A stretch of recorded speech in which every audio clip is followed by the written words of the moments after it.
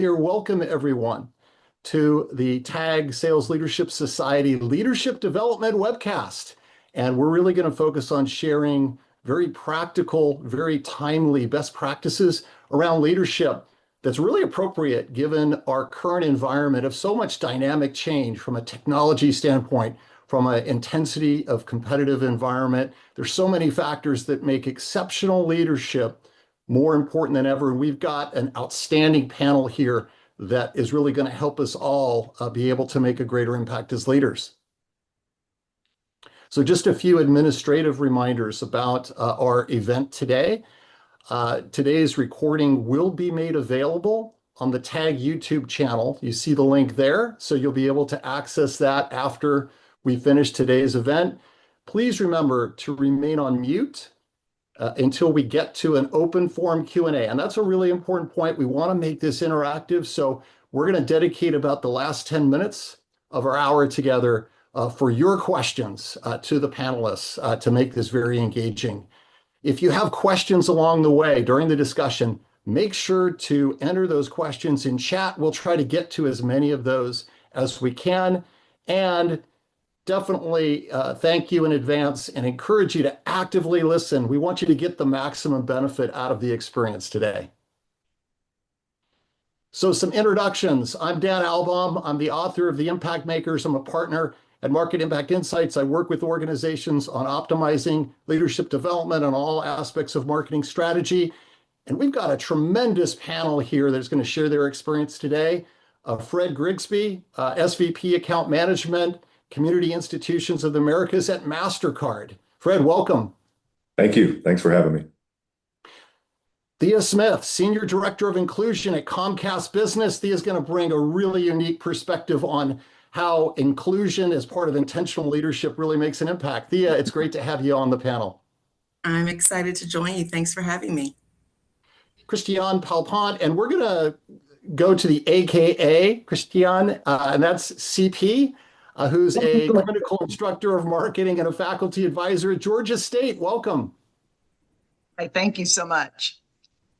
And Kyle Tothill, who's the co-founder, partner, chief revenue officer at Collective Insights, working with a variety of different technology companies. Kyle, it's great to have you as part of this. Happy to be here. Thanks, Dan.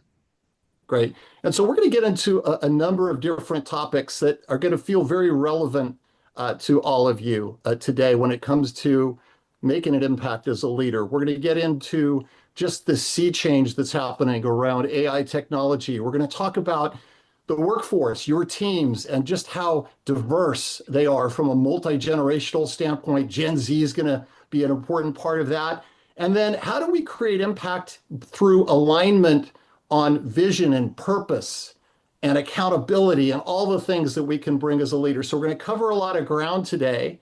And where I'd like to start and jump in is the topic that's on all of our minds. It's in every conversation. You go out to social media, we can't escape it in 2025, and that's AI. How is it impacting how we strategize as leaders, how we execute as leaders? It's having an impact. And Fred, I'd like to start with you. From your perspective, how have you seen where we're at with AI and just the dynamic change really impact how you're coming through as a leader and how you're approaching leadership and development? Well, thanks again for having me. Great question. Way to come out the gate swinging with some powerful topics. But I think AI, as you said, we hear about it, we see about it in all walks of how we interact with business, whether it's in social or not. And we as a company Mastercard have adopted AI for years in a number of our products and services. But now it's really starting to think and spending a lot of time working with my customers and teams around how do we take AI and really translate that into a strategy, right? The things we're doing internally, how can it help us be more efficient, whether it be crafting presentations or looking at how we're addressing the marketplace. There's other ways that we can take a vision and a strategy. And so, again, we're starting to have conversations, or at least I have recently, with respect to how do we take AI and develop a strategy around it? How do we make our customers more successful, more efficient in how they go about their day-to-day operations, their engagement with customers? So really, it's about optimizing what we do today and leveraging technology in a way that multi-generational, sometimes that hasn't come into play as much with the wide array of employees that we've got on board here. So I'm excited about it. I think it's a way for us to, again, work more efficiently amongst the teams and drive faster. And that's what we're all asked to do in the sales businesses. How do we go faster? And it's really, when you were talking there, it's about very tangible business outcomes. It's That's right. optimization and the things that are measurable, right? The tangible, not just the intangible. That's right. Absolutely. Yeah, yeah. Now, Thea, we're in this time of great change and we all feel like we're in this continuous learning mode. And so there's this interesting effect that AI has, doesn't it, in terms of creating an inclusive environment. That's exactly right, Dan. I think what's so interesting about AI and its presence in our workplace right now, and I dare say even just in our everyday lives, and how it's really starting to integrate into almost everything that we do, is not only how it's influencing our behaviors when we start to think about inclusion and the way that it shows up, but how it's really helping us, if we allow it in the right way, as we just heard from Fred, how it's helping to influence the way we think about interacting with one another. So, what it really start to do is act as a powerful tool in guiding us in the way that we enhance our ability to interact. It can really come in and really be an empowering tool rather than something that replaces our behaviors and our ways to interact. I like to So think of it as something that really helps to more so think about replacing our natural and authentic behaviors.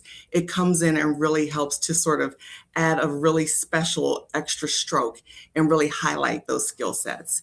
So I think what's unique about when we talk about generations, and I know we'll dive into that a little bit further, is that there are certain generations, and we know exactly the ones, I'll save that for our double click in, that are really not going to know anything different than AI as an enhancement to how they interact, how they engage. And so from that perspective, we know that it can just be a powerful way to support, to enhance, to encourage our behaviors and to really draw them out.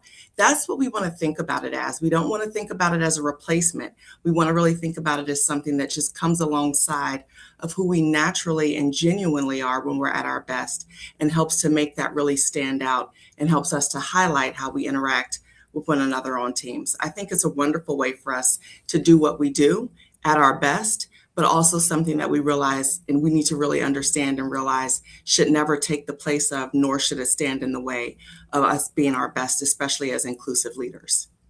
Yeah. So there's this human Awesome. factor, even as we're leveraging this amazing new technology and it may be really transforming the way we do things, but there's still this element of humanness, human factor that is really going to be important to really get that optimization you're talking about. I think that's exactly right. And I think that the leaders who are really going to stand at the forefront of AI at its best are leaders who recognize that people are still going to be the ones who interact with people. And those are the leaders who are going to interact with AI in the ways that support and empower those inclusive behaviors rather than look at it as a crutch, or certainly who want it to stand in as a substitute for what can never take the place of true, natural, authentic human interaction. In fact, the studies are starting to really show, those that are diving into how AI is interacting already, that there is still this deep inherent need for human interaction, human engagement. And similar to what we saw when we were first emerging from COVID, that there was this natural, organic desire to come back together and interact on a very human-centered way with one another coming out of COVID. It's really interesting to almost see that alignment similar to what we're seeing with AI. So I think the leaders who are going to get this right are going to be at the forefront of understanding how to use AI in a way that, again, helps to really naturally enhance those natural capabilities around inclusion and belonging. Yeah. So AI is really at the intersection of people, process, and technology. And Kyle, you work with a pretty wide range of different companies, right? And they're trying to solve some really challenging problems, right? What are you Absolutely. seeing in terms of how that's shaping how they lead, given where we are with AI and where we're going with it?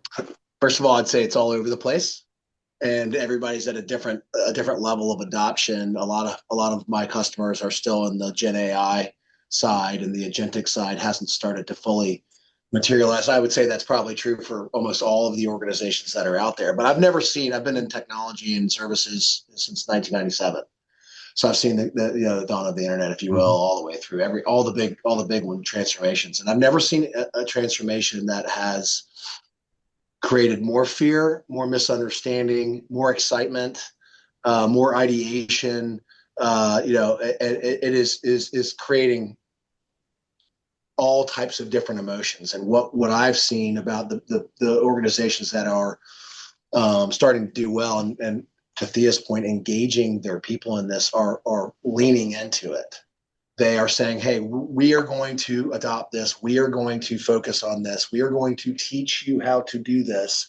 And this is going to be integrated in a way of working that it's going to be different, but not necessarily like a replacement of people, but a replacement and automation of processes and enhancement. So, it's an exciting time because most professionals, specifically in the United States, but most professionals have gotten to a level of understanding about how to use kind of a Copilot type app or a Gen AI app, to write an email, to write a letter, to do some research. And this, it's gotten to a place of kind of ubiquitous kind of general understanding. I know how to use ChatGPT, maybe not at an expert level, but I'm using it, or, you name it. And now we're getting into this next new gen in this agentic model where everyday average professionals will have access to Studio or to Agent Space, and they're going to be able to start to write self automations or departmental automations that are really going to start to change their efficiency ratings,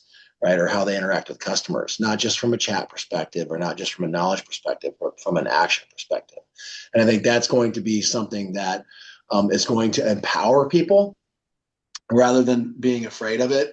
Is going to empower people because the tools are actually going to be at the individual desk level, right? From a Studio perspective or from an Agent Space perspective. So I'm really excited about it. I think that if organizations lean into it, and that's the advice that we give, which is full on lean into it, understand it, pull the cloak down, right? And get people to understand how large language models work and how agentic AI works and start to give them that information, then they're going to do better. They're not going to be as fearful and they're going to be more engaged. Yeah, and leaders really set the tone, don't they? I mean, can 100%. really have an impact. If one of those emotions is the fear, then it's like, what's that calming effect and that confidence build that leaders can be a trigger for? It's a huge opportunity for sure. Yep. Well, there's no vision, there's no future.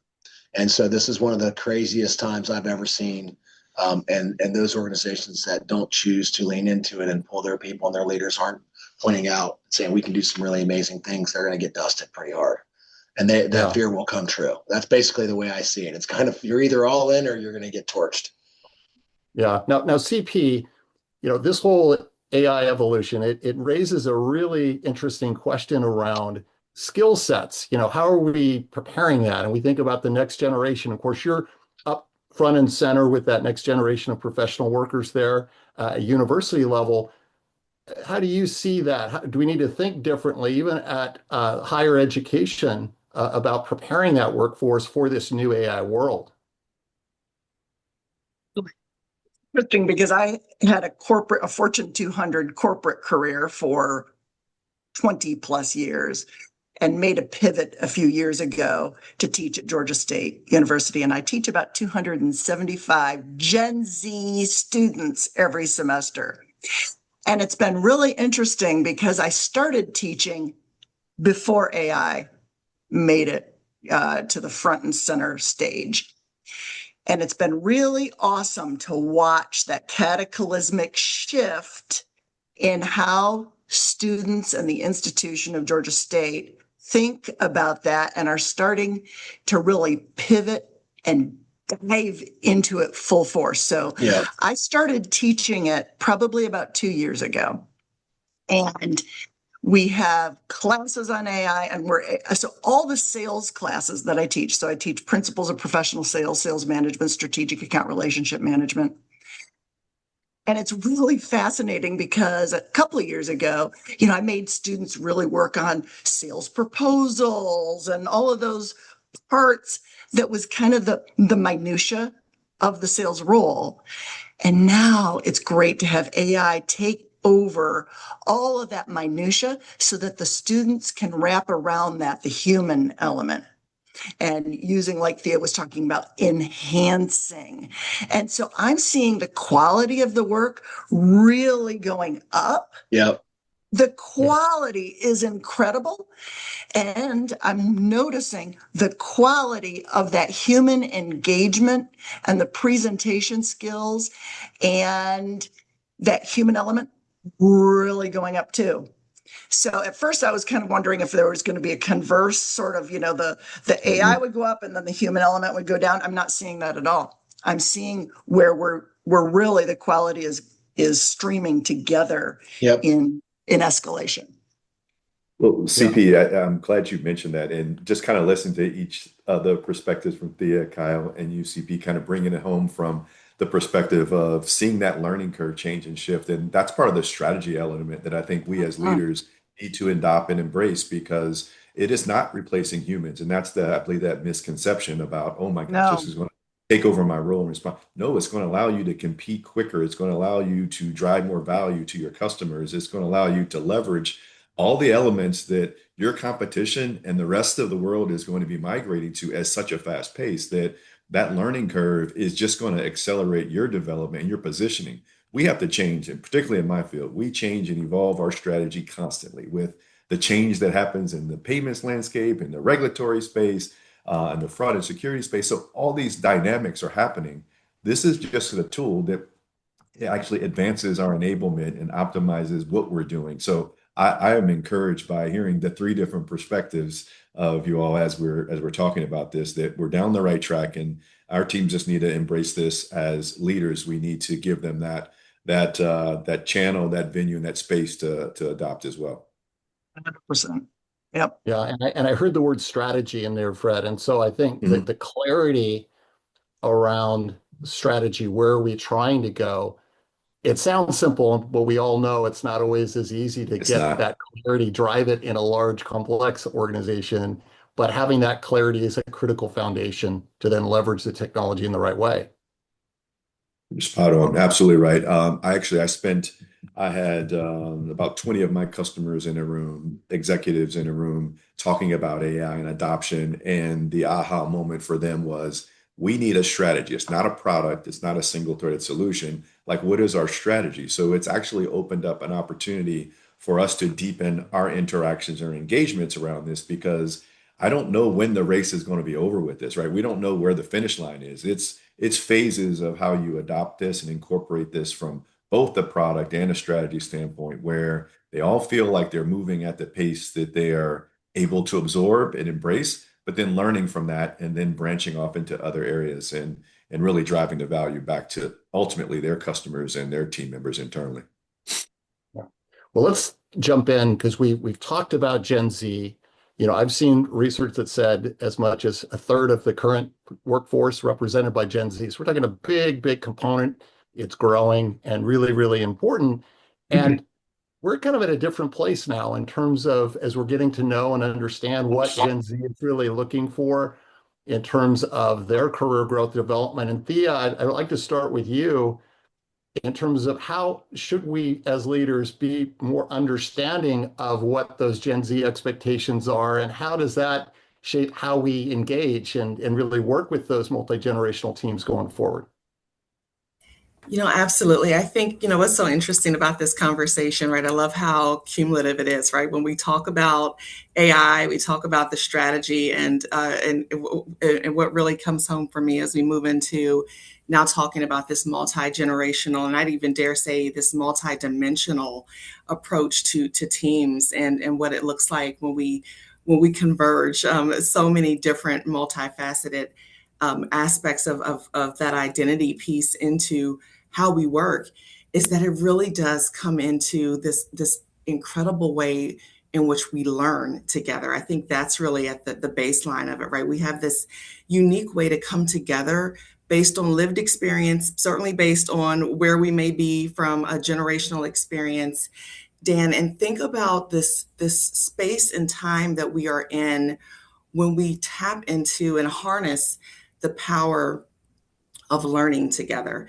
And what can that mean for us when we know that often learning and coming at learning or knowing that we are about to learn something new puts us at this unique space where we're often at our most vulnerable. And that, I think, can be such a powerful place to start from when we want to talk about belonging. Because all of us know that we want to be seen, we want to be heard, we want to be acknowledged. That is something that we've talked back over to the conversation about AI, that I do think it is starting to get really good at being able to do, is tap into that acknowledgement piece around AI of saying, so I hear you asking this, or I hear you saying this, or wanting me to give you this sort of information.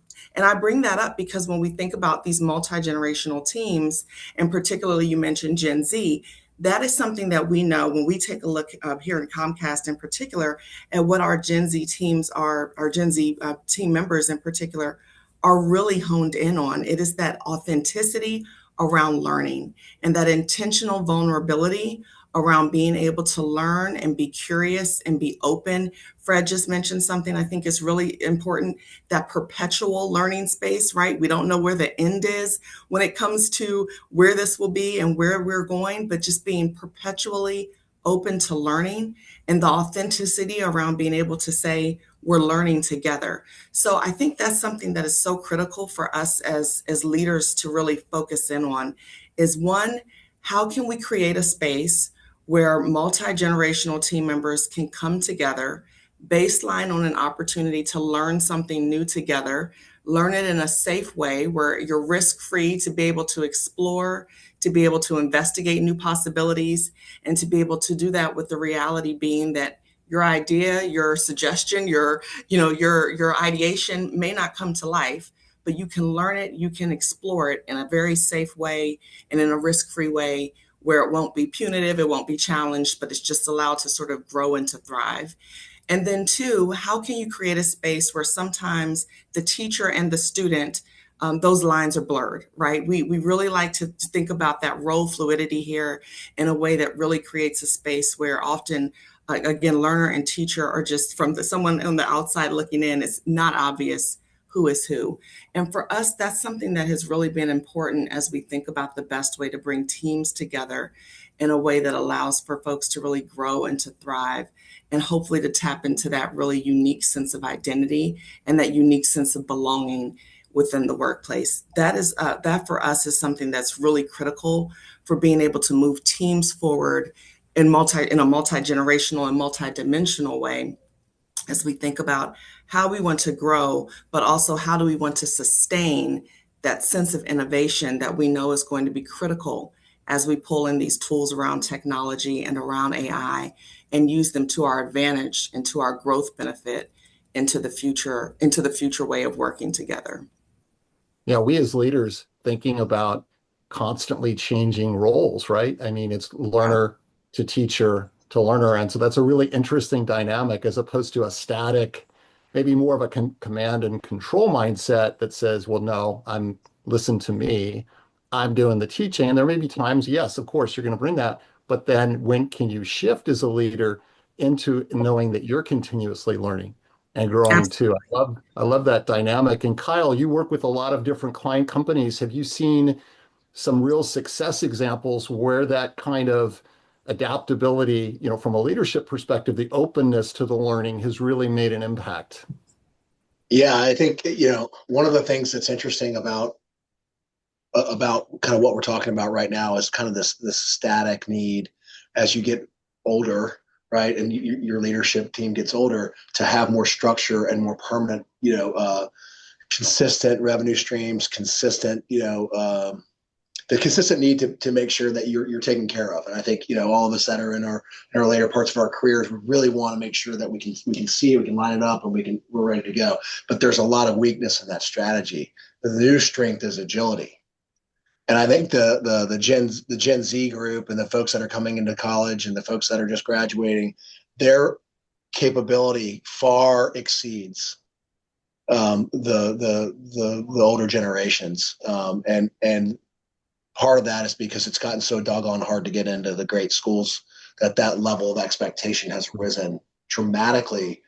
And so what we're seeing is a lot of the leadership and a lot of the agility, as you might expect, but is coming from that bottom up. And I think, Thea, you're talking about bringing, leadership and the younger generations together to learn in an open space.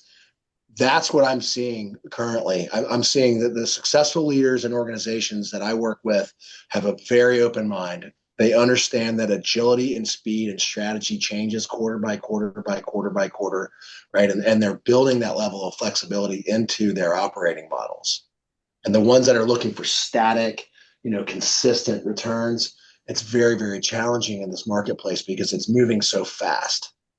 The expectations are moving fast. The speed is moving very, very quickly, right? How we do things is changing. And so the two groups, that the leaders and the new folks, are coming together. And a lot of what I have observed is, the Gen Zs and the people that are coming into the workforce today are providing a hell of a lot of the thought leadership, than some of the leaders that I see. Yeah. And that's great. I mean, it's ultimately makes me feel really, really good about our society, because the capability, that these kids have today is it's remarkable. And I see it all the time. I'm very involved in the educational sector and in the higher ed, and I see it all the time. And it's really impressive. Yeah. One trait that just jumped into my head as you were talking there, Kyle, around leadership in this new era that we're in is curiosity, being curious in the way that actually leads to the behavior of asking questions and then maybe more active listening than just doing the speaking. I agree with that 1,000%. I mean, the top number one trait of the most successful leaders in the world is that they listen very actively and they anticipate the unset needs of the people that they serve. Yeah. Now, CP, I know you've really looked at this in terms of the competencies. Kyle was talking about, we've got this amazing high level of skill that's coming into these organizations. But I know you've looked at very specifically around Gen Z. There's some real competencies there that we need to be aware of as leaders to really tap into all of that potential. Absolutely. In fact, just for clarification, Gen Z, they are 13 years old to 28 years old right now. So they were born in 1997 to 2012. So you can kind of get the feel that they're entering almost high school and all through college level. And you're right, they are very different from all of the other generations that preceded them. And they are really curious, and they are really vulnerable and authentic. So it's really fascinating, because when I meet with teams every single week, in fact, one of the teams is meeting right now, and I'm missing my meeting because of this. Thank you. But this is the beautiful thing, that they're so used to that. Like Thea was saying, with the learner, the teacher, the learner, the teacher. And so they just get right into taking over with the leadership. But it's so fascinating, because when I meet with our particular student sales board, they always start the call every single time with, "How are you doing?" And they don't mean that in just kind of a flippant way. And so they actually go around the whole group telling how they're really doing and what their biggest challenge is right now and where they might need help and where they could use some assistance. And I'm like, wow, this is incredible. It makes me laugh every time, because Gen Xers would never do that. No, that's right. That's never. right. Yeah. You're absolutely right. So You're absolutely right.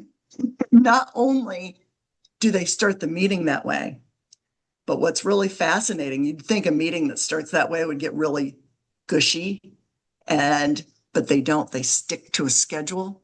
They always start on time. They end on time. They have an agenda, and they're really focused in the way that they handle their meetings and the way they engage with their colleagues. So it is, I agree with Kyle when he was saying that he's really impressed with the output. Oh my gosh, I'm incredibly impressed. It far exceeds what I ever did in college. That's for sure. So Dan, did I answer your question? Well, yeah, it's really interesting because conscientious is what popped into my head as you were describing this, right? There's this Uh-huh, uh-huh. very intentional conscience and conscientiousness into how to engage, and that's something that as a leader, again, if the curiosity and the commitment to being open to that, if we're talking about attraction and retention of top talent, right, out of that generation, seems like we've really got to embrace it's not just the what and the outcome, but it's kind of the how we get there. There's more of a caring about that in this generation. Let me just quickly tie into with the AI conversation that you take these meetings with the vulnerability, the authenticity, the feelings, but then that AI piece gives those meetings the structure. It helps to build the Yeah. agenda. It helps to keep the guardrails there. And so then the students aren't having to spend a lot of time with those superfluous things. So it's giving that structure, which I really appreciate. And so everyone knows how their time is going to be managed when they go into the situation. So then they can have time for that authentic moment. hmm Now, when we think about multi-generational teams, we've got some of the team that's maybe early in career. We've got others that are later in their career that can maybe bring in a positive effect in terms of mentoring. And Fred, you and I have talked about this, and you're doing Yes, some right. really interesting things in terms of mentorship from a leadership perspective. Can you share a little bit more about that? Absolutely. And the light bulbs kept going off as I listened to CP and Kyle because it reinforces that we're on the right track here. And as Dan was mentioning, this multi-generational workplace and having team members, and particularly in my field, in my organization at Mastercard, they've been there for decades, right? And so they know the ins and out of how we have done business historically. And then you have newer employees or team members that are brought on, and one thing I challenge them in our one-on-one sessions is I'm always learning as well. So I like to get feedback from our newer team members that, like what's working and what's not working in our current environment here, and learning through their lens how we can become more efficient. At the same time, I'm pairing them up with more tenured, seasoned employees that have been around the organization, that know how to navigate the organization and how we interact with our customers. And they have more of, like you said, a mentor relationship where it's one team, right? So from a sales organization, there's not an individual. Sure, they have individual goals and objectives, but as a team, we're all partnering for the one vision of how are we driving incremental value to our customers. If we do that and we do that right, then we win in the end, right? So there's a team morale, and there's a dual learning opportunity here. So the longer term team members take kind of the newer team members under their wings and show them the ropes around within the organization. But then there's also this dual street where let me expose you to things of how I learn or how I do things, or what we might challenge that might be different, right? Whether that's leveraging technology or AI. And I was smiling as Kyle was talking that that's a different mindset of the Gen Z, workforce, and their time and speed to, I want to go to the next thing. I've accomplished this. I want to move forward. And my generation, Kyle, I like to refer to more seasoned generation as opposed to the older generation. But we weren't brought up in the professional environment like that. It was more so working and methodically working your way, learning this for several years, and then you move on to something different and exposure. But that pace of change and that learning curve is completely turned upside down right now. So I do think the mentorship one helps newer team members acclimate and get into the company, but it's a dual street. And some of our more seasoned folks like myself, we're learning things, we're adopting new habits and new practices of how we engage, that it's actually working out very well for the team at large. Yeah, and in terms of this happening, you seeing these interactions happen, the one-to-one, the mentoring, Yep. doesn't always have to be a very formal kind of No, pre-calculated thing. A lot of times it just happens, right? It's a little more organic. it's absolutely organic, and it's an environment. We talked a little bit about culture when we first talked in, and the culture of your organization has to be supportive of this type of engagement within the team, right? And everybody is in the same boat, if you will, of trying to drive change or positive outcomes for our customers and in turn our company. So what you get is this culture where I want you to succeed. You're joining my team. I'm going to share with you my best practices, Yep. perspectives. I even air some dirty laundry. How can you help us kind of remove some of that friction, being a new set of eyes coming into an organization? So I absolutely think that the culture has a very strong element in driving the outcomes that we're all It's looking for awesome. as leaders of organization and sales. Yeah, yeah. Now, Thea, this whole opportunity for the mentoring, the cross-generational mentoring, that's really an opportunity to create more broader inclusiveness inside of, from a culture standpoint, from a team growth standpoint, right? Oh, absolutely. Absolutely. And I think what is so great about it, Dan, is as we just were, just talking about here, the word organic, right? To really underscore how critical that is when we're thinking about how best to do this, how to really shorten the distance between inclusion and belonging, with inclusion certainly being this opportunity to bring everyone into the fold, everyone into the opportunity to participate, to contribute. Belonging, though, being such an individual and inherent um, sense that I belong here, that I am included in this experience, and that I see myself as a valued contributor and beneficiary to this experience in my workplace. And how do we get from that, so to speak, point A to point B? And I think it's exactly as you just framed up that question, really creating again that backdrop so that everyone has that ability to hopefully go from, again, that fluidity between teacher and learner, and sort of pass through those different mechanisms. And again, when we talk back about that, or we think back to that space of our Gen Z team members, knowing that there really are those three components we've learned are really of value to them: the learning, the development, and then this opportunity to be rewarded in ways that are not always monetary. In fact, monetary is often lower in terms of priority for our Gen Z team members than it is when you think about those other holistic elements or dynamics that really lead into what makes them feel valued and what makes them feel as if they are a meaningful member of the team. So I think about my parents, for instance, and I was just having this fascinating conversation the other day with my dad about take home pay, and that was often what signaled accomplishment, and that you made it was Yeah. just take home pay. and Yeah. and and now you think about I was having a conversation with a Gen Z member of one of our interns recently, and it was really more so about the take home experience. Like, what do you take home when you walk out of your workplace Wow. each day? What are you taking home to your friends, to your family, in this particular instance it was to your dog. He was having a conversation about just wanting to walk the dog in peace and sort of leave behind some of the challenges of the workplace, and that is a priority, right? And that is a real signal of where you are in terms of being a valued member of your team. If you have that ability to the work-life integration of being able to leave some of what has happened behind and take back to your place of peace or your sanctuary of home, the ability to just sort of turn that off and go for a peaceful walk with your Yeah. pet.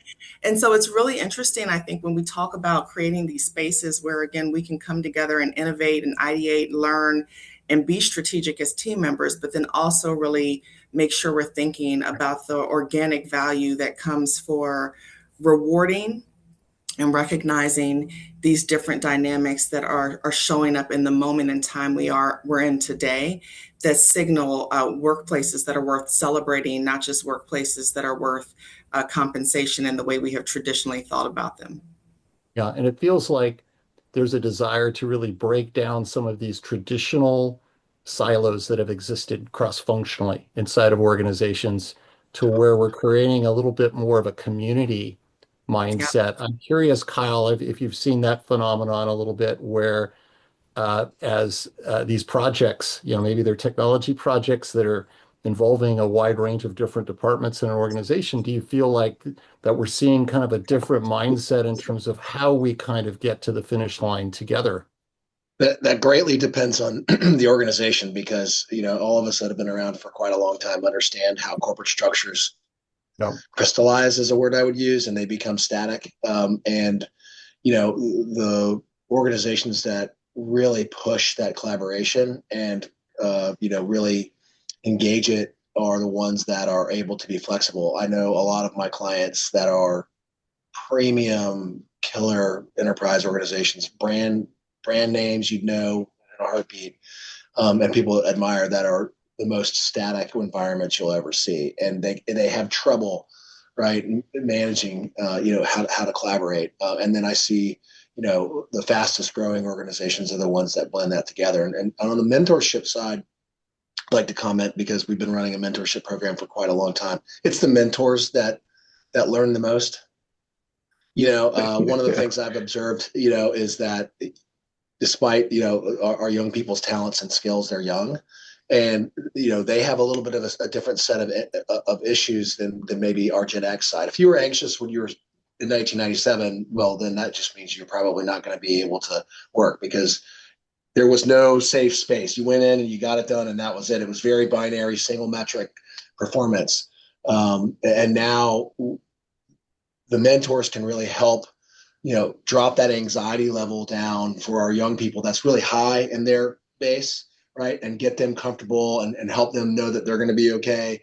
And they get to learn, the mentor gets to learn the most, quite honestly. That's been my experience in all of this, is that, helping somebody young become a little bit older and a little bit more mature is pretty easy for a senior person to do and open some doors and make some connections because they've been there and they have that shared experience. But really getting the learning out of the young folks and the people that you're mentoring really is far more valuable to the mentor than it is to the mentee, because they just don't have the same perspective. So, but yes, I see all the time organizations that are trying to organize and restructure and find ways to get multi-dimensional teams. Here at our organization, when we do a project, it is always, people from every walk of life inside of our organization.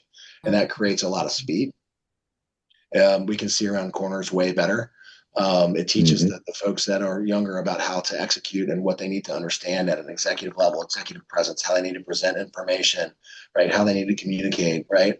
Versus, the actual technical skill. We had an individual that presented an idea that saved our client 5,000 hours of work. It was a crazy solve. And the internal question with the senior people was, do we need to show this to them? It's a lot of money. And the decision that was made was, of course, it's better for the customer. Save that and we'll replicate it, which was the right answer, obviously. So you get a heck of a lot out of dimensional groups than you do static groups, I would say. That's my experience.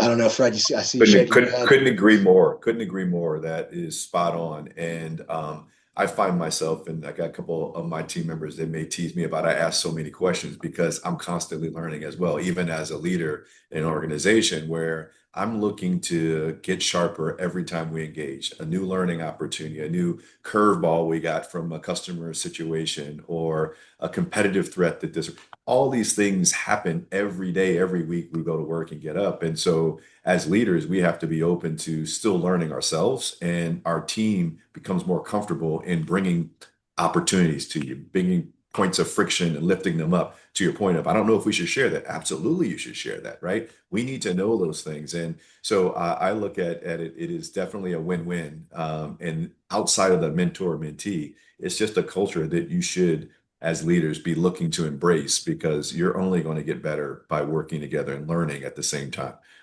So no, I think you're spot on, Kyle.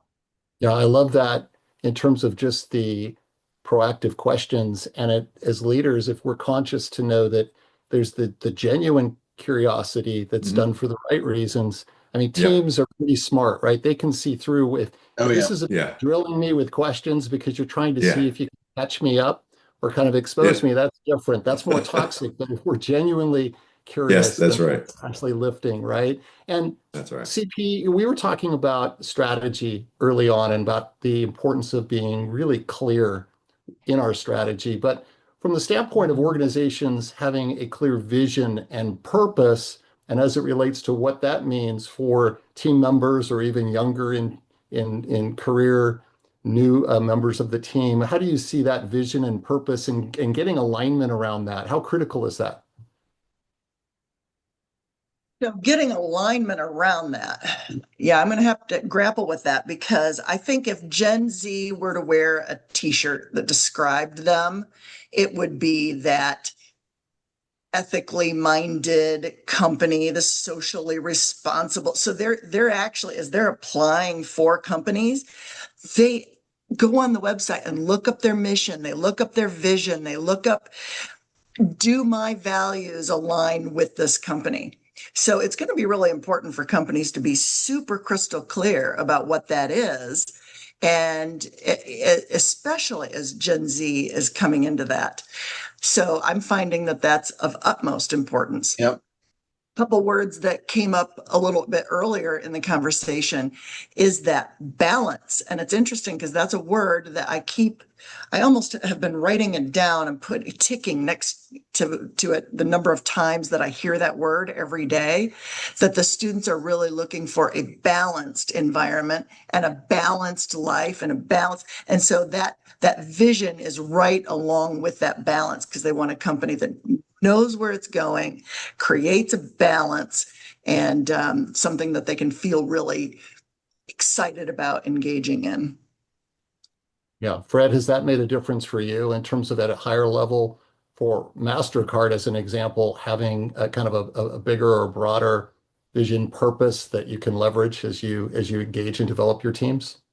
Absolutely, and it's not just the Gen Z. It was a very critical part of my decision process of joining an organization. So I look at it as it's about how you go about the how and conducting your business, right? And that is extremely important to us as at Mastercard. We're evaluating on how we conduct business, how we engage with our customers, how we engage with our team members. That matters more than you might expect, right? We're a high performing company that's constantly evolving and growing. So how do you go about dealing with internal situations, dealing with customer friction, and carrying out your day-to-day activities is extremely important to attracting talent and the right talent, right? And having that cultural alignment when you're looking and evaluating new team members coming in, you have to have a sense of knowing where you are as an organization and how you continue to build and attract talent that adopts and embraces those core values and beliefs. Because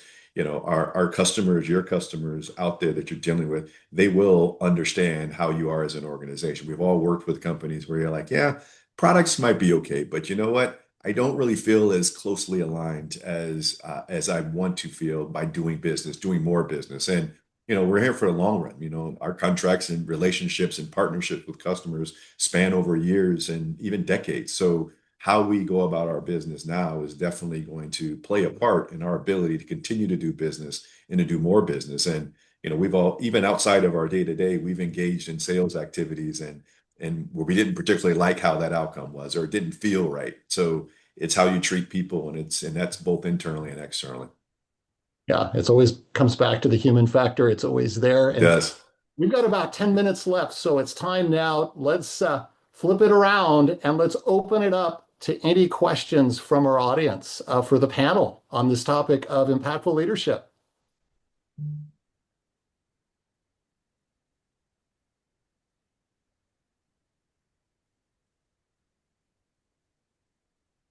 Any questions in the chat? Just about Gen Z is whenever you open up Q&A, it's like a flutter of activity. Like they have so many questions all the time.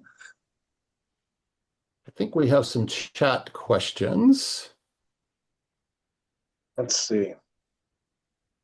I am looking. Have you ever met their goal about how can Gen Z better communicate with more seasoned? So let's turn it around the other way, I guess, from a Gen Z perspective. They're coming in and they're needing to really engage effectively with the more seasoned, using Fred's word, more seasoned part of the team. What advice would we have for that? Well, I would say very simply, I'm sorry, did I interrupt someone? Oh, go ahead. I would say very simply, ask for help.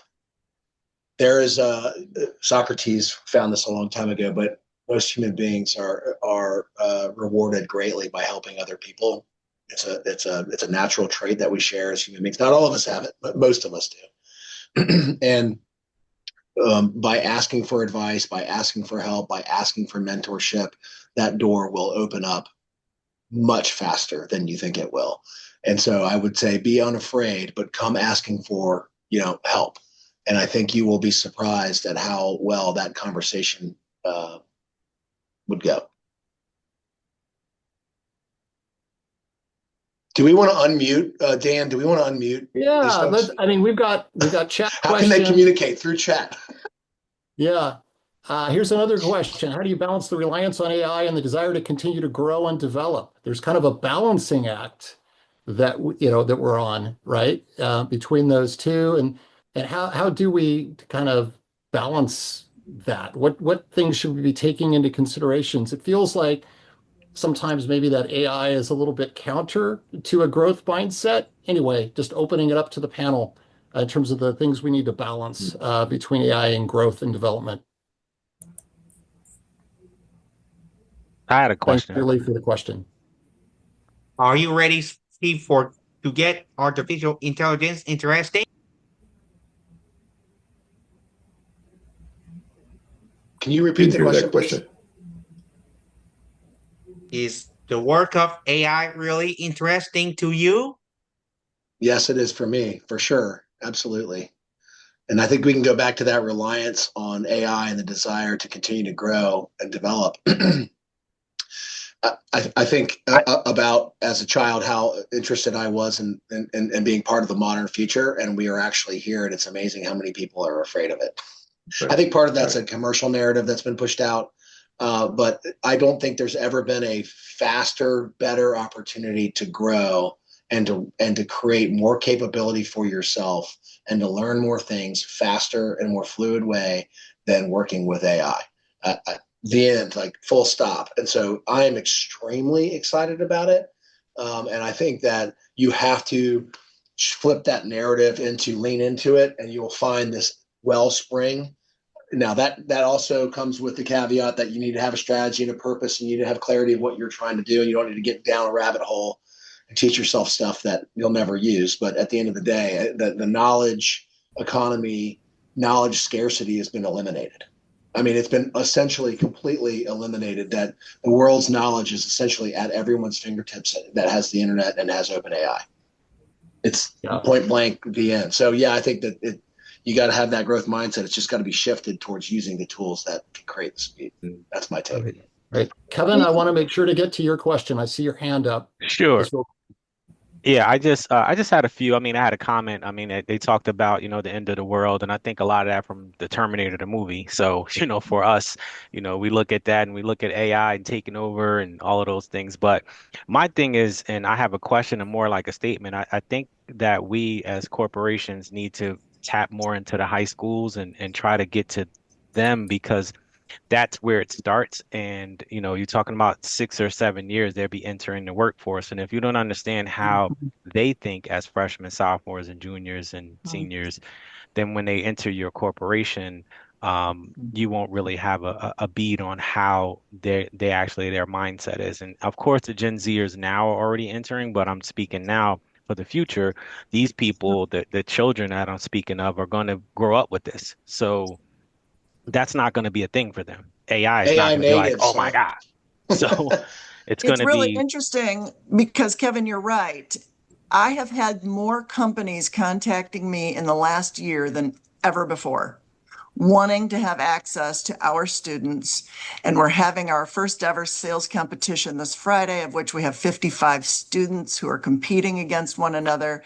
And we have 6 companies who are going to be there and want to hire all of those students to get a better understanding of that new wave of talent coming in. So yeah, we are. So that's a very good point, Kevin. We are definitely seeing that.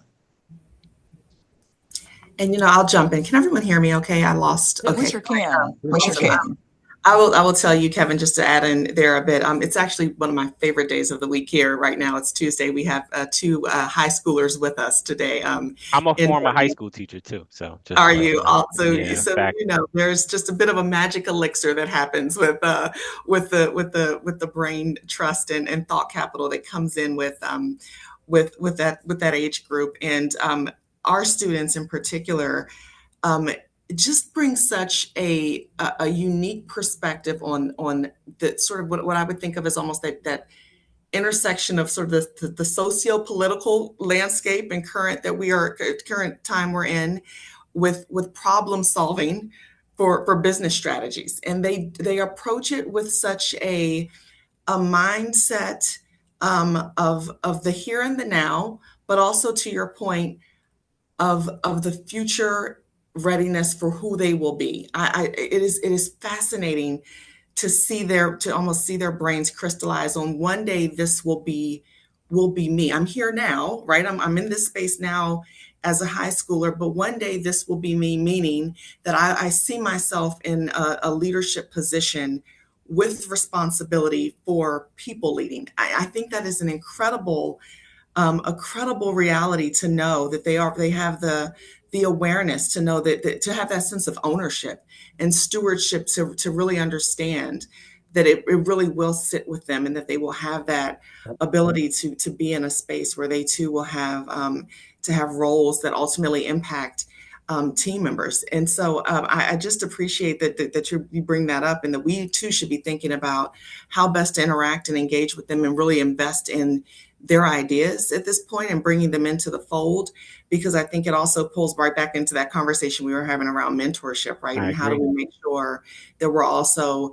again, approaching it with that fluidity around being open to be both learner and teacher, even at that high school level. Absolutely. What a great Thank you. way Thank you. to wrap up our conversation. We're at time. Thank you to our audience. Thank you to our incredible panel for this really important conversation around exceptional leadership in a time of great change. Make sure to be looking for more information on how you can access the recording of this conversation, and continue to check out all of the great upcoming events from TAG and the Sales Leadership Society. Thank you, everyone. Have a great week. Thanks all. Have a great Thank week. Thank you. you. Thanks. Thank you so much.